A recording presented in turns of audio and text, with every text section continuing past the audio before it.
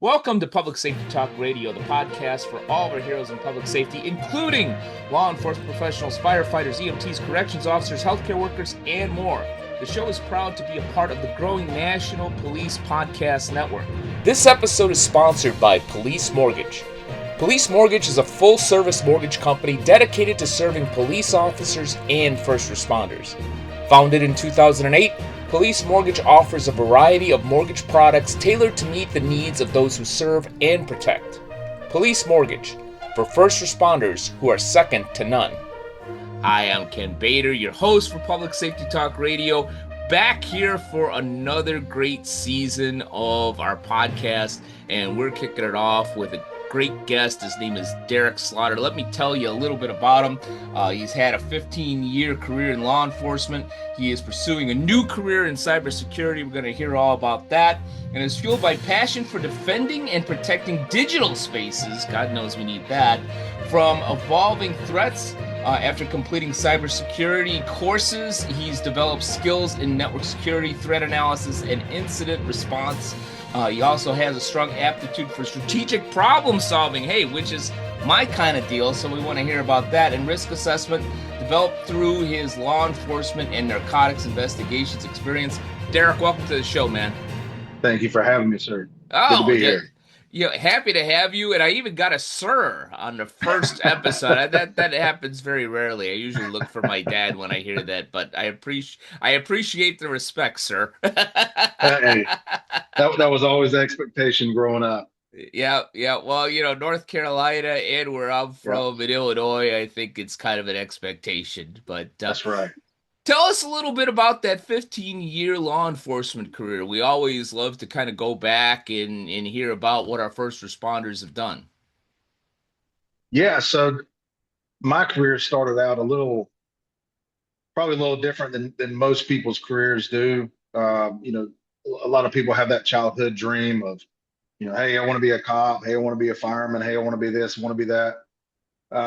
When I was a kid, I played sports pretty much every fall, every summer, every season that mainly baseball. Let me Went to guess. college Let on me a guess. Curling. yeah. Not a lot of curling going on in North Carolina. No, Anyhow. no, I wouldn't see that. No, not around here. Anyhow, so you're Uh, playing baseball. Go ahead. yeah, growing up, and so of course my dream was, I wanted to make it to the show, just like everybody else. So I went to college on a baseball scholarship, and I was a pitcher. My freshman year, I had a tear in my labrum and my pitching shoulder. Fast forward to my senior year, my true senior year, um, had another tear in my labrum, which kind of sidelined me from baseball because I went from, you know, being pretty good to basically throwing batting practice. Yeah. So that ended that career. But I think growing up, I never really had the aspiration of being a cop. I wanted to be in the CIA. I wanted to be an agent. Hmm. I wanted to be a spy. I wanted to be undercover. I wanted to, the Jason Bourne type thing. I wanted to be, that kind of thing. Hmm. So after graduating college, it was, hey, Derek, you need to go get a job. You need to get your own insurance, that whole thing.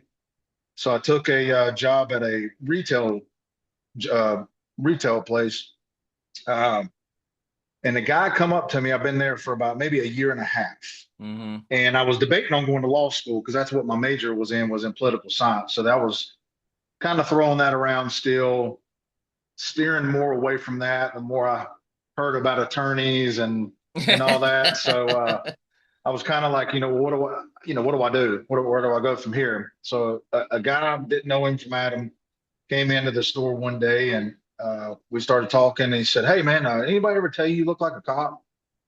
And I said, "No, nobody's ever said that." So then, of course, my brain started spinning, and I said, "Yeah, that'd probably be a pretty fun job." So several months later, I ended up in police academy or BLET, what they call it here, Hmm. in January of 2007 and graduated in May of that same year, got hired in September of '07. So that was kind of how I landed into being a cop. Um, Started off in training, just like anybody else, had no idea what I was doing. Hmm. Wanted to where's the fun stuff? Where's the adrenaline rush? Where's all that? Went through training, had a little bit of fun, had some good calls, had some, good experiences, got let loose after my probation period. And I found myself pulling cars over. I'd scratch them out a ticket, wouldn't scratch them out a ticket. Um, and I really didn't know what else to do, other than to take Mm. my calls. And I said, there's got to be more than this. There's got to be more than, writing tickets for people not wearing their seatbelt. I That's can't right. sit here and say, You wanted to be part of the born supremacy. He yeah, that's wasn't right. writing any I tickets want to on the do the, highway. yeah, no, I want to do the fun stuff. So, I didn't, writing tickets to people for speeding or not wearing their seatbelt, which, I'm as guilty as anybody else. I've sped, hadn't worn my seatbelt every time I got in the car. And so there was a guy that I ended up being close friends with for still to this day, but he started at Newton where I got hired on at a couple months before I did. He had previous law enforcement, but he transferred over there a couple months before I got hired. And he was assigned to our high drug, high crime area. When I was going through training, we rode through that area, but my Mm. training officer said, "Don't go here. There's people assigned to this area. Let them handle it." Well, that piqued my interest. Now all of a sudden And you want to. It's like a kid, yeah, It's like I said, don't yeah, go don't, anywhere except for that one house, and that's the only yeah, place you want to go now. that's where you want to go. So I would kind of meander around over there every now and then. And then when this other officer was working, he was getting in car chases, foot chases, seizing narcotics, seizing guns, serving warrants on people, traffic stops and whatnot. And so I started kind of going over there because we had a zone that bordered to that zone. Hmm. And when that unit was not working, then we could that became part of that zone that I was in. Your area, yeah. So I started kind of going over there, backing him up, seeing what all that was about. And then we got kind of close. And when he was working, he said, "Hey, Slaughter, come over here and I'll kind of show you the ropes." So long story short, I got hooked. I got hooked into what he was doing, and a position came open for that unit where they put it out throughout the department, kind of like you put in for it kind of thing. Well, this officer went to the chief personally and said, "I don't want anybody but Slaughter. If you won't give me Slaughter, then I don't want anybody at all. I'll just Mm. work it myself." So ended up happening. I got assigned to that unit, and I fell in love with it. I fell in love with the seizing the drugs. I call it the three basic food groups: dope, money, guns. Dope, Yeah. money, guns. Because my personal opinion, and stats can prove this, back this up, but I would say north of 90% of all crime, especially violent crime, revolve around narcotics in some way. Hmm. Whether it's, just your simple B&Es, they're probably breaking in to steal something, to pawn something off, to sell something, to trade. So I just really got hooked there. And after 3 years, I got promoted to sergeant of that unit. And was so over that unit. I had a couple guys underneath me that were go-getters. One of the guys, we really, literally nicknamed him the Bulldog because he was just, I mean, he was, man, he loved what he does. He still loves what he does, and man, he just got after it. But some really young, ambitious guys, motivated, Hmm. and once they were over there, they got the bug as well, and it was just off to the races. I mean, we did some really good work there. Um, Seized a lot of dope, a lot of stolen guns, a lot of felons with guns.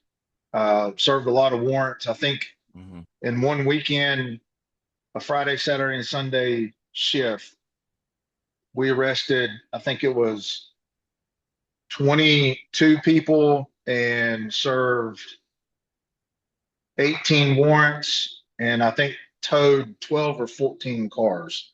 And this was Wow. just a three-man unit. And Do so you we have were time to head over to the Burger King or Taco Bell or something in between, or? we would take our breaks, but mainly it was getting caught up on paperwork was our breaks. Friday and Yeah. Saturdays were the fun days. Sundays was getting caught up on your paperwork. Hmm. Um, but then you get bored doing the paperwork, and it's like, now I want to get out there and get into something else. When it comes to your mortgage, the right rate can make all the difference. At Police Mortgage, you now have two powerful options. Lock in long-term stability with a 30-year fixed at 5.5%, or take advantage of a lower starting rate with a 5-year ARM at just 4.99% for purchase transactions. That means lower monthly payments up front and no payment increases for the first 5 years. And every eligible mortgage includes end-of-watch loan protection. Rates are based on typical transaction and may vary based on credit, loan type, and occupancy. Adjustable rate loans may change after the initial fixed period. Minimum 20% down payment required for ARM programs. Email info@policemortgage.com to learn more. Police Mortgage LLC, NMLS ID 268815. The rates quoted in this ad are as of the date of this recording. That was probably the funnest time as being a street cop, I would say, in my career was early on, about year three.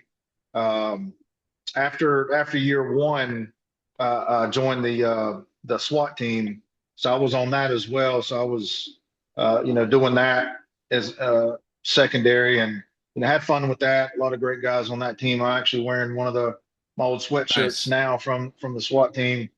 Um, So before we get into the SWAT team, because your story reminds me of another guest that we were privileged to have a number of years ago, Lou Velozzi from Savannah of Storefront Sting fame and all the fun he had being undercover, catching, mhm, basically getting guns and drugs and money, as you said, right. off the streets of Georgia. So were you undercover or were you a backup? No, no, What were some of what was, give us a little bit of flavor of, what you were doing out there. no, not at that time. I didn't get into narcotics investigations until later on. No, at that time we were just like regular street cops. Um, we would have to take calls in that zone, but it was a very Mm-hmm. small, compact zone.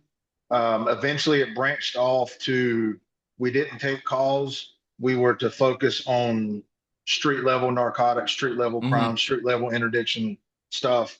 So we that happened for about a year and a half, and at that point they kind of let us loose and said, you got the whole city. So we weren't confined to just a zone anymore. We could go Yeah. without throughout the whole city, look for the And problem areas. yeah, and you're in North Carolina. Which city Mhm.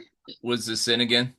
This was the city of Newton, so Newton. it Okay. borders up, yeah, in Catawba County, so it borders up with the city of Hickory, Conover, Maiden, that area.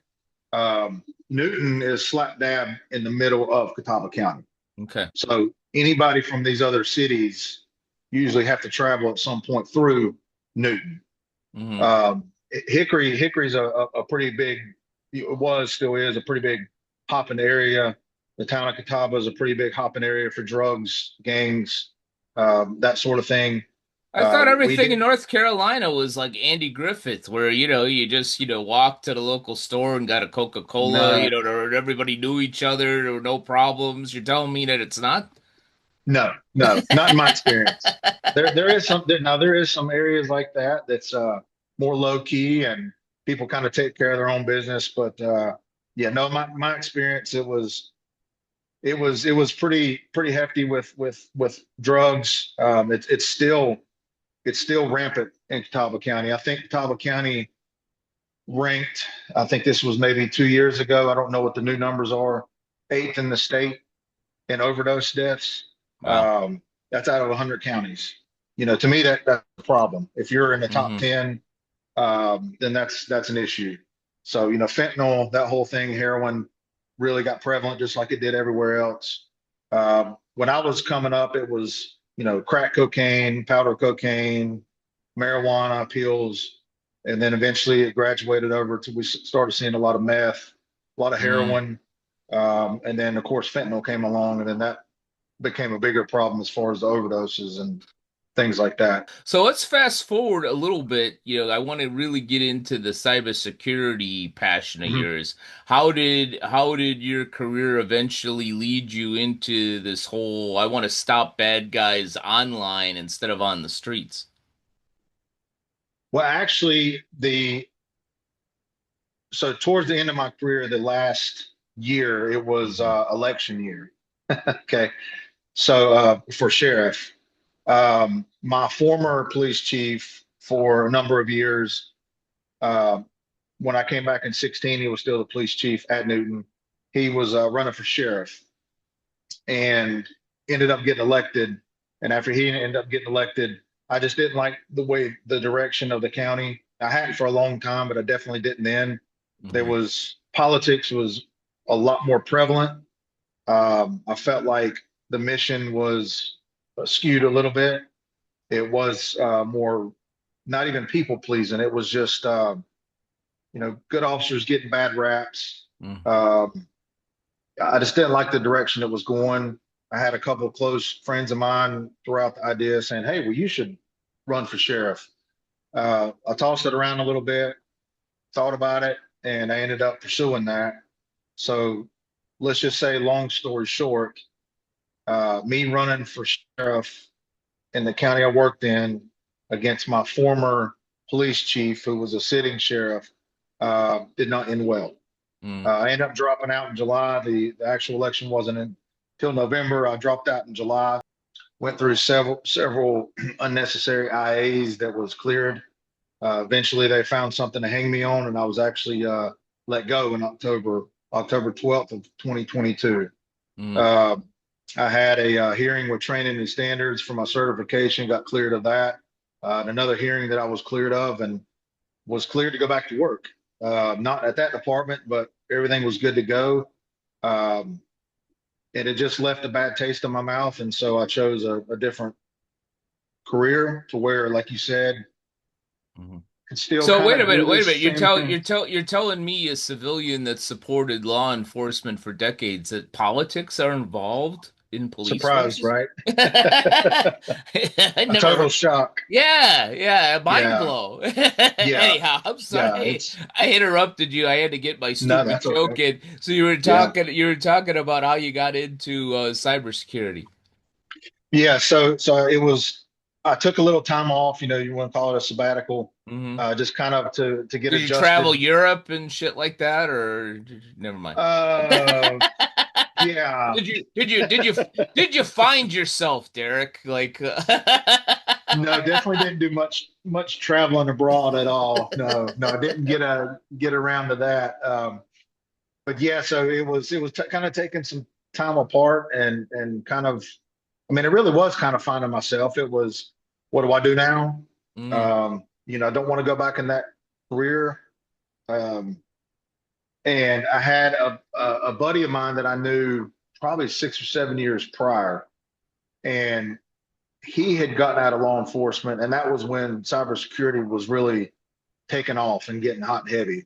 mm, And I talked to him and had thought about getting out earlier and pursuing that, but I still had the itch, still had the desire, still young, capable of doing the job, and so I did not pull the trigger then. But when this happened, that was the avenue that I was looking at. So I got into cybersecurity school, which was basically a full-time training school.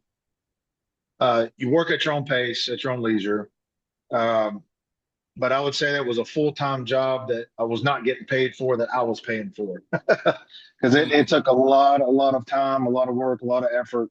It was literally like being back in full time in school full time. So I got my certificate in that, and so I landed a job as a fraud analyst, contracted out by banks, and that's what I'm doing now. mm, Uh, so still dabbling in cybersecurity here and there as far as with the fraud space. I still, a certificate that I hold.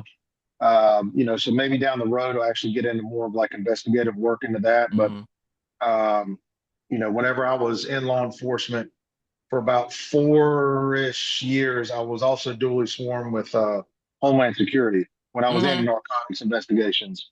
Um, so dealt a lot with money laundering, Seeing where the big boy money and big boy dope's going.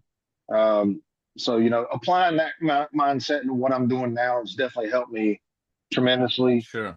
Um, the only downside of it is, you know, you get a bad guy on the computer, they start working at doing their thing. I don't get to be the one to go out there and get them. I've got to it sit put here it put cuffs behind the on them. computers now. Yeah, yeah. Yeah. So it's been an adjustment, a good one, I would say, but definitely has taken some time to get adjusted to working from home and sit behind the computer screen instead of being out there in the streets. Definitely been an adjustment, but it is what it is. I think God told me for a number of years, or was kind of giving me signs.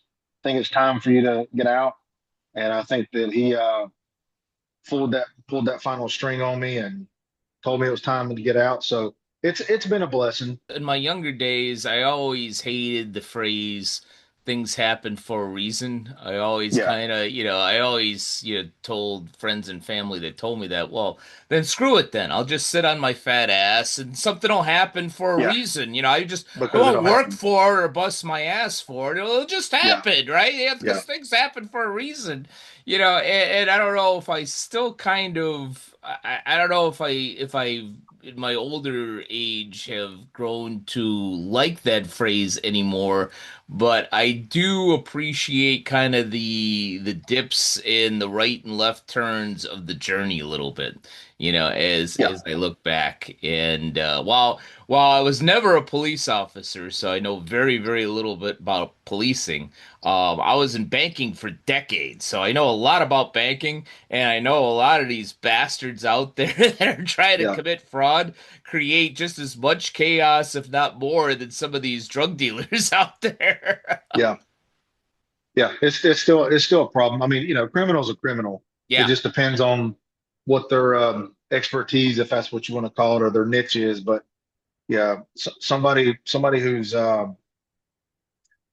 does something to cause somebody to be a victim, it doesn't matter what space it's in, Right. whether it's, taking the calls for service for it, going out here and trying to stop it before it happens, or, even sit behind a computer and doing it that way. I mean, you're still protecting and serving uh, to a degree. Yeah, you certainly are. In again, I wouldn't know anything about, grabbing somebody off the street that is a violent criminal running drugs and guns, but I know a little bit about the fraud and banking space. And a lot of these guys, I would think too, and maybe this is ignorant, but you mentioned the B&E. That's pretty Hmm. straightforward. Okay, the person's a drug addict. He needs a fix. He's breaking into this house to steal watches or a TV so he can go buy meth or something like that. That's pretty Right. black and white. It's easy. While you don't like it, at least it's understandable. But some of Right. these guys committing fraud and gals committing fraud, they're really, really, really freaking smart. And Yeah. I sit there and think, if you actually started a business, a legitimate business, what you might be able to do. Yeah. Yeah. I mean, the time and effort that these fraudsters put, the amount of time, the amount of money, the Hmm. manpower, a lot of these, especially overseas, I mean, they have buildings where they just have dozens of people working for them. I mean, it's almost like a makeshift call center for fraud, you know. And yeah, they're very, it's no different than what I'm doing now, or in your banking fraud, or in the criminal world as being a cop. Most of the time, you're going to be playing catch up Mm, because we learn from criminals. We learn their techniques, we learn their methods, and a lot of times it's playing catch up. hmm. Um, to try, but by the time we figure out what their mechanisms are and their how they're doing this stuff, they've already advanced in a different way to do it. So then we're having to learn that, and we're it's just it's a constant process. That was one of the things I kind of liked about whenever I was a cop a little bit more, is because it's a huge cat and mouse game in the dope game. Mm-hmm. And you can kind of hit it off a little bit more when you're hands on. Because if you've got somebody out here or some people out here that's selling fentanyl, Mm-hmm. and you're having overdoses, you can kind of cut it off, at least that supplier, before that fentanyl hits the street even more and save some lives and down the road. So, I think the payoff is a little bit more, but no matter if it's in the fraud space, no matter if it's in the criminal empire, drug traffickers, narcos, it all gears around money. Mm-hmm. It's all about making money. But yeah, I mean that's where you've got to hit them the hardest in either space. Is you take that money away, you're taking the power away. Yeah. Yeah, this is kind of a side note, but I remember one NYPD officer telling me once that when crime was happening in his borough and he knew where it was coming from, like for instance that it was related to a pimp, Hmm. he would go to that pimp and say, "I'm not going to bring you in early on Saturday night. I'm going to bring each and every one of your girls in for Right, questioning." And what is right, that? And what is that going to do to your cash flow unless right. this It's stops hurting your over business. here? Yeah, it's going to be hurting your business. Yep. Yeah, and Yeah. he feared that a lot more than just being taken in himself. Oh yeah. Well, in today's world, I mean, you're going to get bonded out on nothing. You're going to get released. I just feel like the justice system is just not holding people accountable like it should. So, it's just a revolving door. They've got money, they can bond out, they can pay attorneys, but yeah, you hit them at their business level, that's where it hurts them. You hurt them in their pockets. Yeah. So as you're setting off into this cybersecurity anti-fraud career, what are some of the things from your past career, in narcotics trafficking and so forth? Are there any skill similarities, things that you're seeing? It's like, this guy trying to commit fraud on this medium-sized bank isn't that much different than, this guy, that was trying to run drugs in Newton. You see anything like that, or is it just completely different? I think my mentality coming in is kind of the same. You Hmm. know, uh, looking at transactions, looking at whether it's deposits, checks, ACHs, whatever it is that we're working, looking at the individual transaction or wires, whatever it is, kind of looking at it, you kind of bring that same mentality in of if it doesn't look right or something seems off, which I feel is such a benefit out, you know, side of somebody that doesn't have that experience coming in. They just Hmm. don't have that way of thinking as far as looking at things. They look at things only to the way they've, been trained or Hmm. in that kind of civilianish mindset instead of saying, yeah, well, this could be a criminal, and at what level is this criminal operating on, and what kind of difference can maybe red flagging this, you know, minuscule amount of a transaction, what difference could it make long term? Um, so I feel like bringing that mentality in it has helped me. Um, I think the only downside of it is once there's fraud caught, I don't get to take that investigation further in the position I'm in. Yeah. That changes hands into somebody that's actually in investigations, and they can, kind of see it off and get more involved with the law enforcement. And uh, if, yeah, so I feel like that's the only thing that I'm kind of missing right now is I want to see it through, see where it goes. Well, Doing the legwork on it. understandable, but you got like 15 labrum injuries anyway. You can't be out there Yeah. tackling guys. Well, see, that was prior to even me getting in law enforcement. So I did pretty good even with Yeah. that. I just couldn't. Use your I good just arm. couldn't. I just couldn't throw a fastball above probably 84 at that point. Like I said, I was just out there throwing BP every day. So I was Yeah. like, okay. I'm not going to get anywhere with this anymore. Yeah. Well, you brought up an interesting point that, my goofy little brain was thinking about because I know a number of people, and maybe it's from my banking days, that, get out of college, maybe get into banking and then really get attracted to and gravitate to the cybersecurity world because, it's huge. There's always going to Hmm. be probably for the rest of my lifetime, there's always going to be jobs in Oh, cybersecurity yeah. because there's always going to be bluntly pieces of shit that are going to be trying to steal money from, banks and individuals. But I feel like the people like yourself, and I've known a few that have started in law enforcement and then gravitated to anti-fraud, cybersecurity, those types of roles, that they're a little bit more effective from a psychological standpoint. Yeah, I Right. mean, anybody can kind of see, look, oh, I know what to look for, Hmm. in fraud in a lot of ways from my banking days. But I think that and maybe this isn't the way of putting it. I think that when you're a police officer, you get somewhat of a healthy cynical nature, Right. of all right, is this person above board or, is this, the 100th person in the last hour that has tried to lie to me? Right.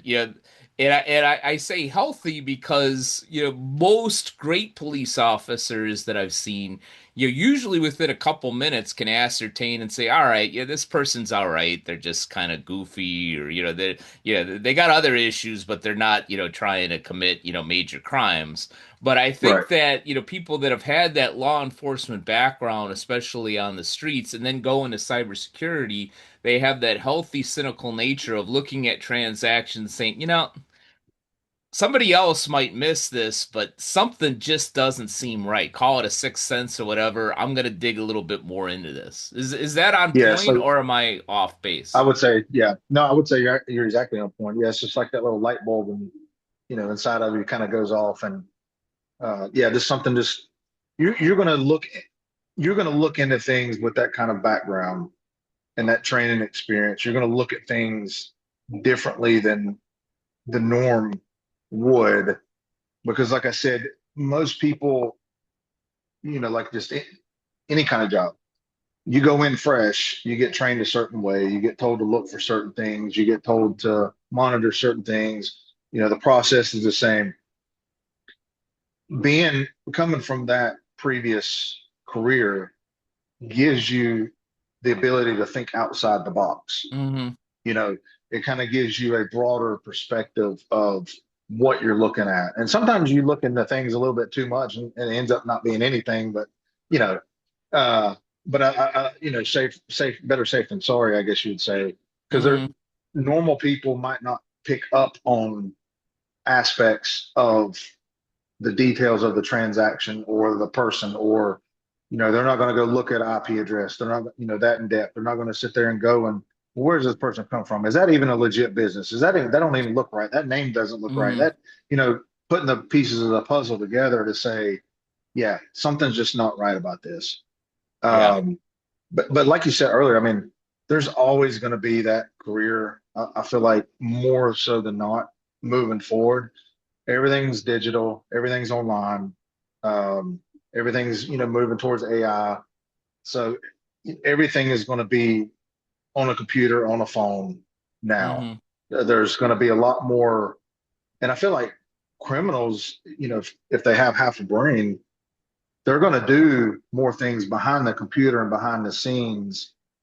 They might think it's more of a safe space for them to Hmm. commit whatever crime they are, instead of being out here in person, out here in the limelight, because there's cameras everywhere you go, um, businesses, streets, red lights, you know, there's license plate readers, all this digital Hmm. hardware that's out there is just so easy. It really makes being in law enforcement a little bit easier, I would say.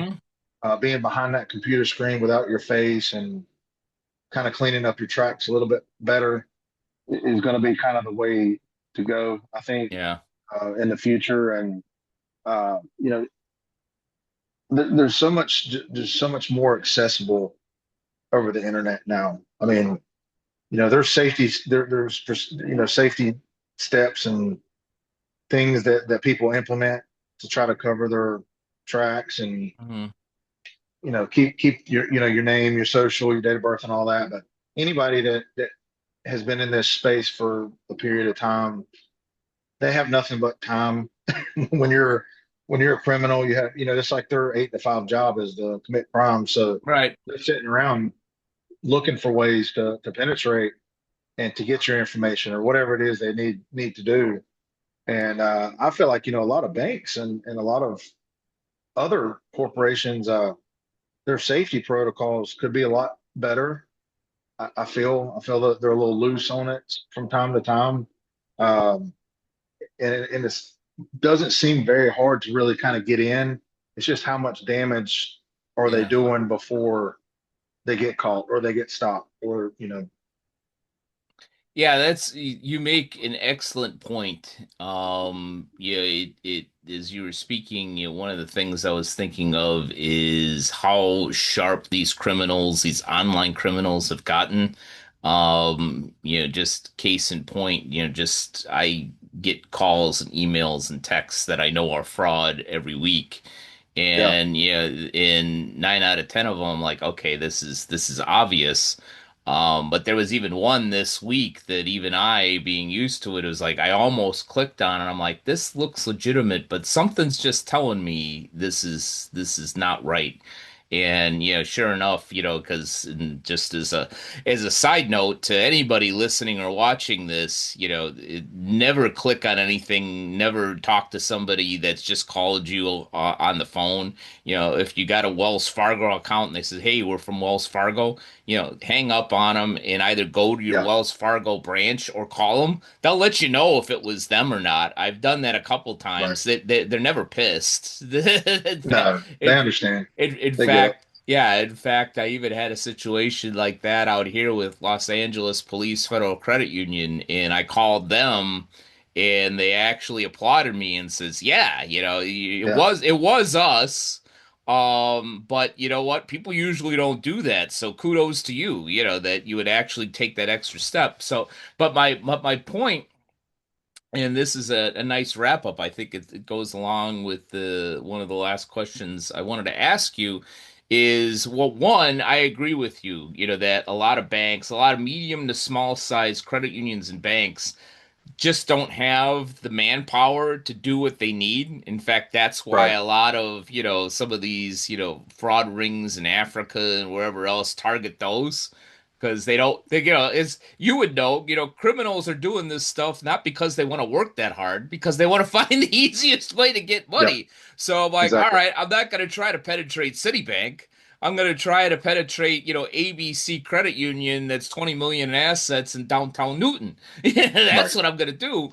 So, in your opinion, I agree with you that, that they need to beef this up.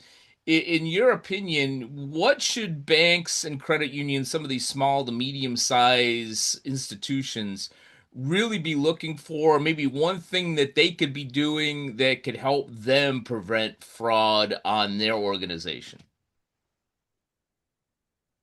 I would just say taking a couple extra precautions in the identification spectrum. And what I mean by that is, you know, if you have somebody's name, you've accessed their social, you've accessed this. There's only so many things, and a lot of places it's like, well, you only have to have the last four of the social. You only have to have the full thing. Hmm. Or, um, yeah, I think more security measures is identifying who you actually are, communicating with the bank and the customer themselves. Because I know we have in the ACHs we work, they these people call, they already have the lingo that the bank uses to call the customers, and it sounds just like them. Sounds Hmm. professional. I'm XYZ from whatever bank. Um, and how they're accessing that, I don't know. But they're being persuasive enough that they get the identifier code or authorization code, then they're able to go in, create, that wire, create the ACH, shoot it out. Um, and then that's where we come in to catch that before it goes out. But you know how it is. I mean, wires, it's just like cash. Once it's Yeah. gone, most of the time it's gone. ACH is a little bit different. You can kind of go Hmm. back and recover it a little bit more and a little bit easier and kind of have a paper trail and something to go back on and catch them. But yeah, I think just a couple more steps here and there. Because I know a lot of banks have sent out like we will never call you and ask you for this, but the normal average citizen, they get an email, they get a phone call from, it looks just like it. They're not going to go look at the small fine details of the email or of the Hmm. label or of the email address. They're going to say, "Oh, that looks good. Oh, I'm going to click on it." And then once they click on it, they've got whatever they need. These fraudsters, they call and have information that they've already have. They're sounding very convincing to these customers. And so that convincing is leading to giving these fraudsters that last little thing of what they need to be able to put out a transaction. So yeah, I don't know. Like I said, everything's ever evolving. Everything's moving forward. I don't think there'll ever be just a solid mechanism of just cutting off the supply chain to these fraudsters. I Mm. think we'll always be catching up pretty much in any of the criminal aspect of things. But I think there's always steps that we can try to get ahead of the curve a Yeah. little bit better to try to, limit it, I guess you would say. Yeah, I think, as we begin to wrap up here, in my banking experience, it kind of reminds me, of it reminds me of two things from my recent trip in the United Kingdom. One, they have their own message of see something, say something. Yeah, Is their line is see it, say it, sort it. yeah, yeah, And it's all about, if whether you're in the US or UK, it's about, if something doesn't seem right, just say something. Maybe it is yeah, nothing, but yeah, even here with my local police department, I've called them a couple of times. Says, I'm sorry to bother you, but this doesn't seem quite right. And they've always said, no, that's our job. We would yeah. rather have you call us, and we'll find They're out not. that it's nothing, than to have you have a bad feeling, not say anything, and then 5 days later, somebody that's coming back from vacation, their whole house has been ransacked. And it's like, Yep. no, I thought something was weird. Well, why didn't you call us then? We Why could have didn't you stopped call? it then. Now That's we right. can't do shit. That's But right. also in that trip in the UK, and I'm going to give a huge positive shout out to Zelle.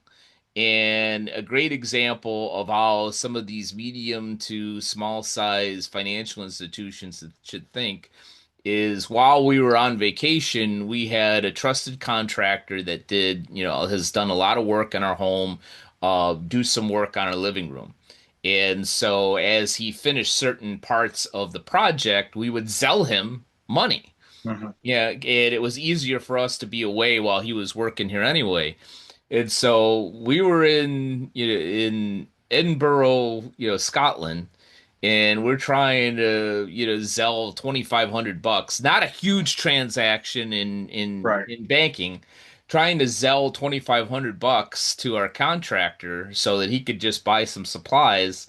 And we were on the phone, to make a very long story short, we were on the phone with Zell for about a half an hour. And, while that might be annoying to some people, I was highly appreciative. And, Yeah. he checked me out, he checked my wife out. We answered probably a dozen questions, some of them two or three times.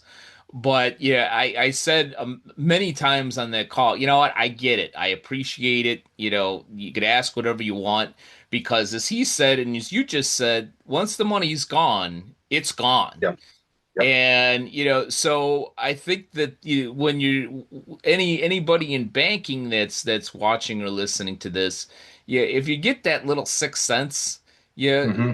9 times out of 10, there isn't going to be a customer or a member that's going to be pissed that you did a little bit more checking or asked a couple Right. more questions.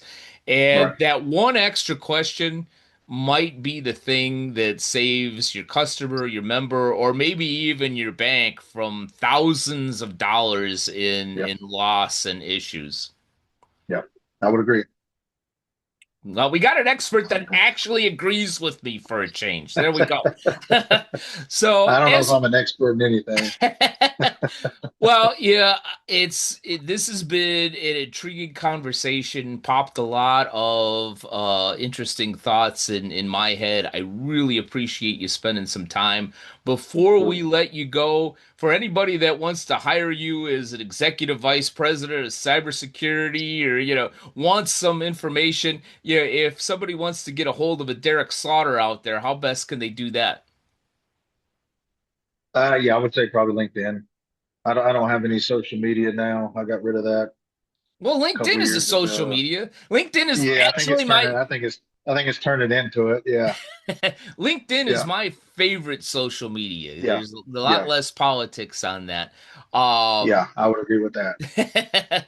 but I really appreciate you coming on, talking a little bit about the journey and giving us some really good tips on how to keep ourselves safe from fraud, man.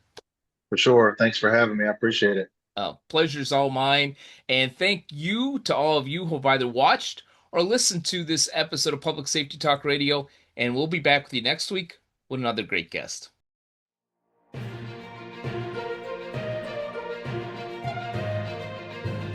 Public Safety Talk Radio is produced by Bader Training and Consulting. Public Safety Talk Radio is also proud to be a part of the growing National Police Podcast Network. The National Police Podcast Network is a dedicated media network powered by the National Police Federal Credit Union, developed in partnership with experienced podcast professionals and public safety advocates. Learn more about the National Police Federal Credit Union at nationalpolicefcu.com.